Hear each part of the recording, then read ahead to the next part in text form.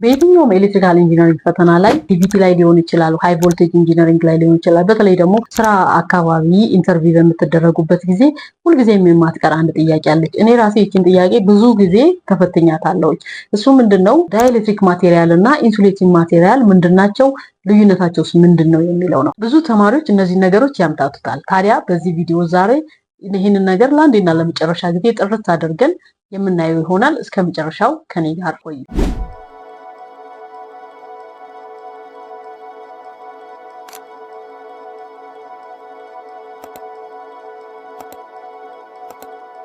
በመጀመሪያ ከኢንሱሌሽን እንጀምር። ኢንሱሌቲንግ ማቴሪያል ምንድነው? ኢንሱሌሽን ማቴሪያል የምንለው ወይም ደግሞ ኢንሱሌተር የምንለው የኤሌክትሪካል ከረንትን ፍሰትን የሚከለክል የሚገድብ ወይም እንዳያልፍ ከረንት ፍሎ እንዳይኖር የሚከለክል የማቴሪያል አይነት ነው። እንደዚሁ ስናየው ቀላል ነገር ይመስለናል። ይህ ባህሪው ቀላል ሊመስለን ይችላል። ነገር ግን በጣም ኢምፖርታንት ነው። ዋናው ተግባሩ የዚህ የኢንሱሌሽን ማቴሪያል ዋናው ተግባሩ ምንድነው? በመጀመሪያ ሴፍቲ ነው። ሴፍቲው ምንድነው? በሰዎችና በእቃዎች ላይ ጉዳት እንዳይደርስ ሴፍ ያደርጋል፣ ይጠብቃል፣ ፕሮቴክት ያደርጋል ማለት ነው። ሁለተኛው አይዞሌሽን ነው። በኮንዳክተሮች መካከል ንክኪ እንዳይኖር፣ ግንኙነት እንዳይኖር ኮንዳክተሮች መካከል ሆኖ አይዞሌት ያደርጋል፣ ይለያል ማለት ነው።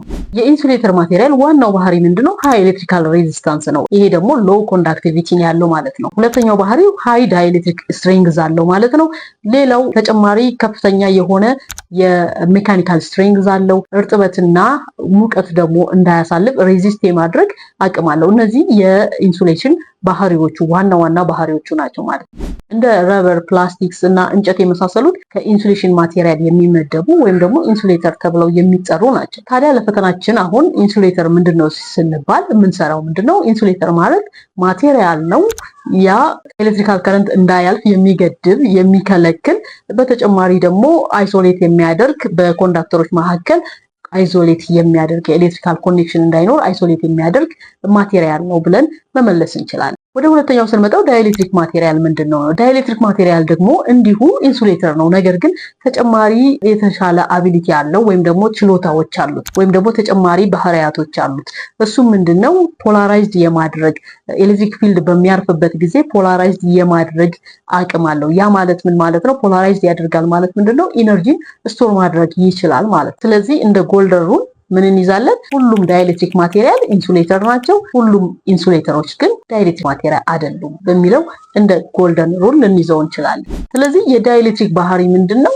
ሃይ ዳይኤሌክትሪክ ስትሬንግዝ አለው። ምንድነው? ሊቋቋም የሚችለው የኤሌክትሪካል ፊልድ መጠኑ በጣም ከፍተኛ ነው። ሌላው ሃይ ዳይኤሌክትሪክ ኮንስታንት ነው። ይሄ ፐርሚቲቪቲ ምንድነው? ቮልቴጅ በምን አፕላይ በሚደረግበት ጊዜ ኤነርጂ ሴቭ የማድረጉ ኤነርጂ ስቶር የማድረጉ አቅም ማለት ነው። ሌላኛው ሎ ዳይኤሌክትሪክ ሎስ ነው። ይህ ማለት ምንድነው? ኦልተርኔቲንግ ከረንት ላይ ኦልተርኔቲንግ ፊልድ በሚያገኝበት ጊዜ በሙቀት የሚባክነው መጠን ኃይል ምን ያህል ነው የሚለውን የሚለይ ነው። ይሄ ደግሞ በጣም ሎው መሆኑን ያሳያል።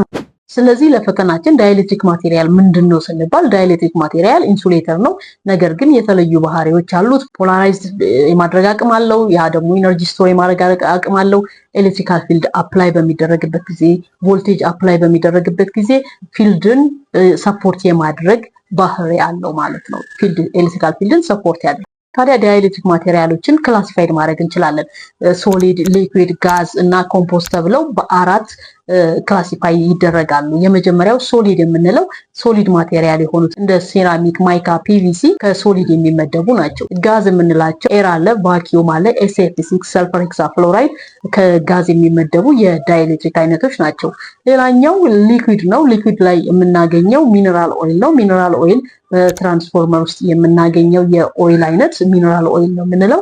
እሱ ደግሞ ሊኩዊድ ታይፕ ዳይኤሌክትሪክ የሚመደብ ነው ማለት ነው። የመጨረሻው ኮምፖዝድ የምንለው ኮምፖዝድ የምንላቸው በሁለት አይነት ማቴሪያሎች ለምሳሌ ሶሊድ እና ሊኩዊድ ሊሆን ይችላል። ሊኩዊድ እና ሌላ አይነት ማቴሪያል ሲቀላቀል ነው። ሁለት አይነት ማቴሪያሎች አንድ ላይ በመሆን ስንጠቀም ኮምፖዝድ እንለዋለን። እዚህ እንደ ምሳሌ የምናየው በትራንስፎርመር ውስጥ የምናገኘው ኢምፕሪግኔትድ ፔፐር ነው።